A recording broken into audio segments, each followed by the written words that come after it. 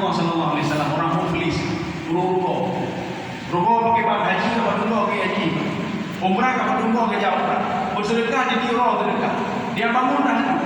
Tetapi apa dia menyakiti hati orang lain. Syakama hadza wa qala hadza wa syakama hadza wa hadza. Dia menyakiti hati orang lain, mengambil hak orang lain, menzalimi orang lain. Maka Rasulullah mengatakan fakuhatu diambil kebaikan dia diberikan kepada orang yang sudah dia zalimi. Itulah namanya amilatun nasibah. Maka pahamilah hakikat hidup itu, maka hidup itu akan nikmat. Ya, bahkan nikmat. Nikmat bagaimana? Kita menjaga koridor mati. Kita bukan tidak boleh berusaha di bumi. Kita berusaha di bumi dan menjaga koridor mati. Nyobek ke menyokong mati itu ya nih. Nyobek ke menyokong menyokong mati itu nikmatnya. Jadi makanya hidup itu nikmat bagi dia. Kenapa nikmat? Kita menjaga norma. Dari mana norma itu? Dari Al-Quran dan Sunnah. Maka kita jalankan apa yang ada dalam Al-Quran dan apa yang ada dalam Sunnah. Maka jangan tinggalkan Al-Quran dan Sunnah. Kaum muslimin sedang jamaah yang dirahmati Allah Subhanahu wa taala. Maka ini lihat ruang untuk menguji kita. Apakah kita teringat mati atau tidak? Ya, teringat mati itu mana? Karena sebagian orang hendak tinggal mati, karena kalah sudah lalai. Padahal Allah kan sudah mengatakan di dalam Al-Quran dalam bentuk jumlah hasan. Innamal hayatud dunya la'ibun wa lahun. Kita berbuat saja. Lahun itu apa? Main-main. Lebih rumah, dalam rumah, jangan tu balik ke. Pergi proyek mana ke Jakarta, ke Eropa, pulang ke rumah ni, akhirnya mati. Itu untuk meninggal ini. Meninggal di Eropa tak kalian. Meninggal di Eropa. Menikah yang papa meninggal. Itulah hidup. Seorang yang memahami hakikat hidup, dia akan menjaga terus dirinya. Maka dan berdoa kepada Allah Subhanahu wa taala. Seperti doanya Nabi Yusuf. Ini contoh orang yang tahu hakikat hidup, dia tahu diri. Nabi Yusuf tahu diri. Padahal berapa nikmat sudah diberikan oleh Allah kepada Nabi Yusuf alaihissalam. Nabi Yusuf bukan raja apa? Bukan raja. Tetapi Nabi Yusuf seperti raja di Mesir. Kalau istilah kita Nabi Yusuf itu PLT ya, PLT. Pegawai ilahi taala. PLT. Itu Nabi Yusuf PLT. Bagaimana kita tahu PLT Nabi Yusuf ini? Melalui tafsir Al-Baqawi.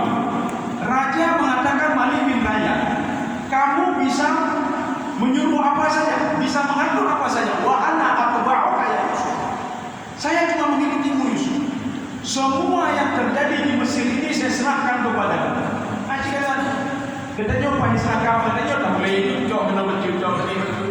Ya, jadi ambil ini dua. Apa yang terjadi cok? Sang Yusuf tidak.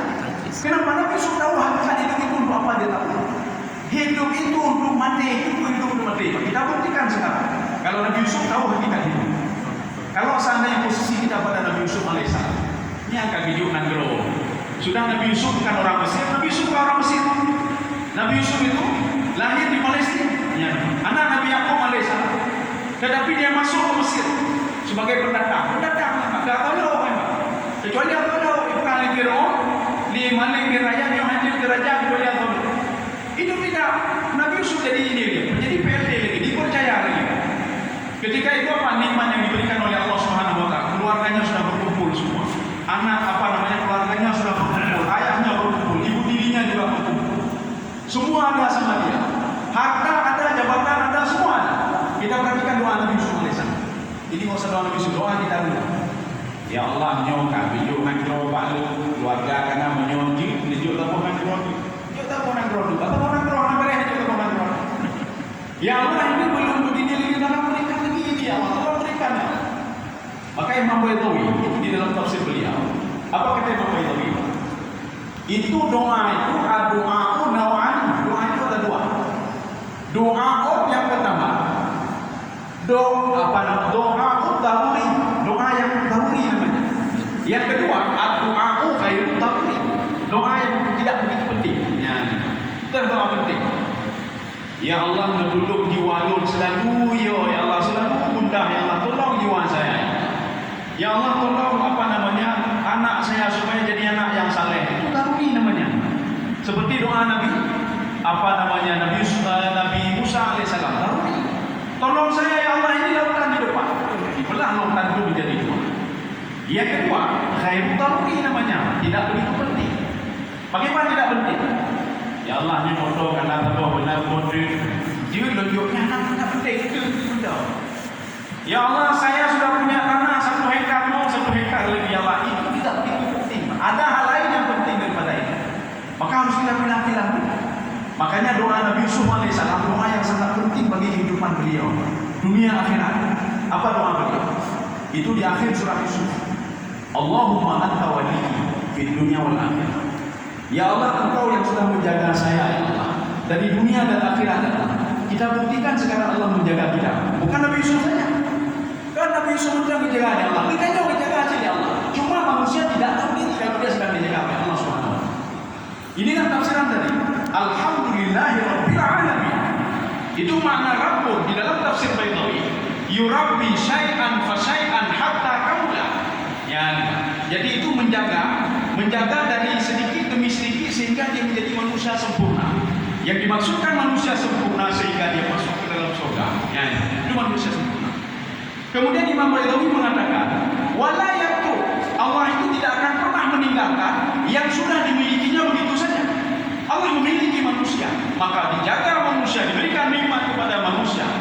Ya ini Pak. Maka orang yang tidak paham, dia akan mengatakan Allah lagi jaga dia, padahal Allah tetap menjaga kita nyoba dari alam roh.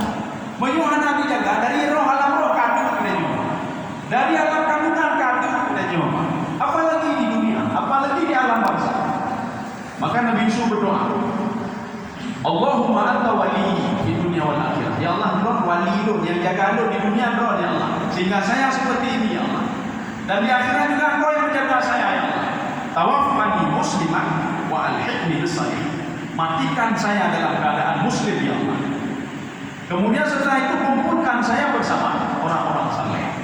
Ini membuktikan kita nanti kumpul juga di alam barzakh seperti ini. Jadi bukan di padang mahsyar dan di surga saja. Di alam barzakh kita juga kumpul seperti ini. Nanti ada yang bertanya, "Kenapa babinya tak judulnya kupi dan menggolok saja kalau lebih daripadanya?" Lebih daripada itu.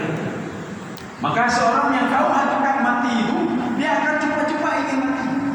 Karena kita tidak tahu hakikat mati, kita takut sekali kepada mati. Apalagi ketika sakit.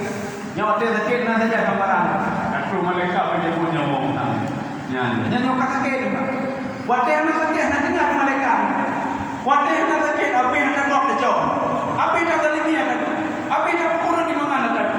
Kenapa? Karena kita tidak tahu hakikat hidup itu apa. Ya, ini pemahaman yang kedua dari alladzi khalaqal mauta, menciptakan mati. Maknanya apa?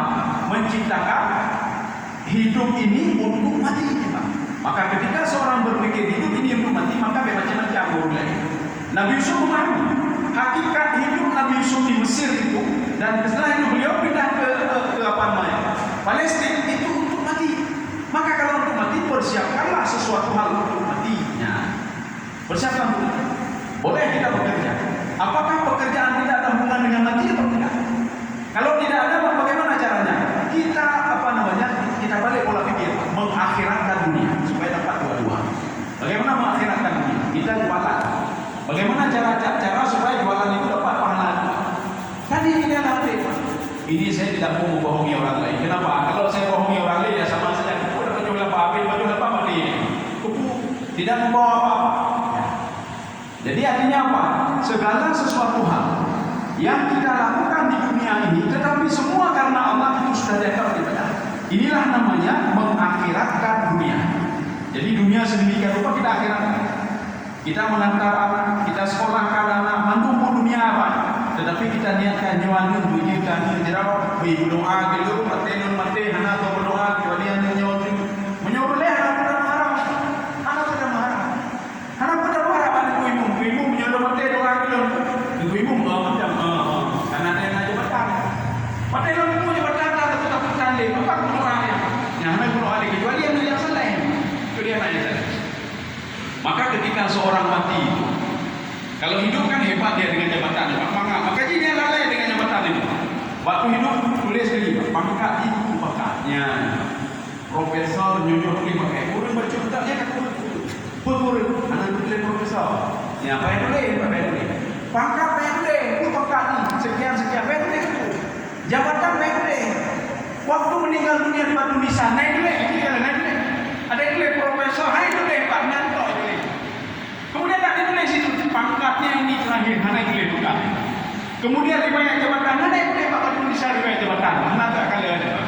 Ikan yang ditompi payah belum memang. Jabatan mayat pulau memang. Anak guna pangkat mayat itu anak guna. Ini sudah yang pertama. Sekarang yang kedua.